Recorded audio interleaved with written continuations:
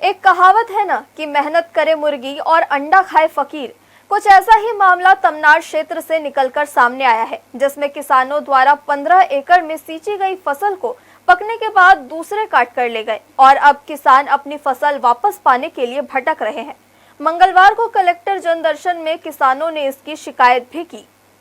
लैलूंगा तहसील अंतर्गत सारसमाल से मंगलवार को काफी संख्या में किसान अपनी फरियाद लेकर कलेक्टोरेट पहुंचे और कलेक्टर जनदर्शन में आवेदन देकर न्याय की गुहार लगाई।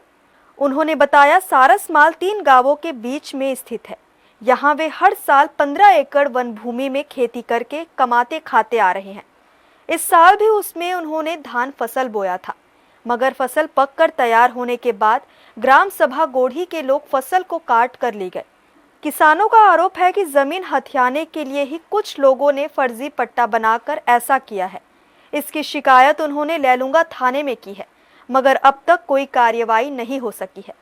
ऐसे में किसानों ने कलेक्टर से फसल को लौटाने या फिर उसका उचित मूल्य दिलवाने की मांग की है।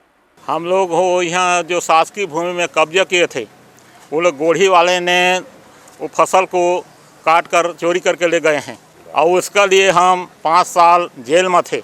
हमको बांध के चालान किए थे लेंजर, और हमारे जो फसल को भर्ती नहीं दे रहा है, हम उसका लिए केस करेंगे।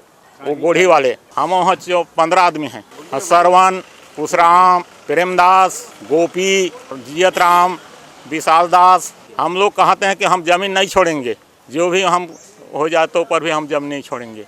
हर्ष न्यूज़ के लिए राहुल अधिकारी की रिपोर्ट।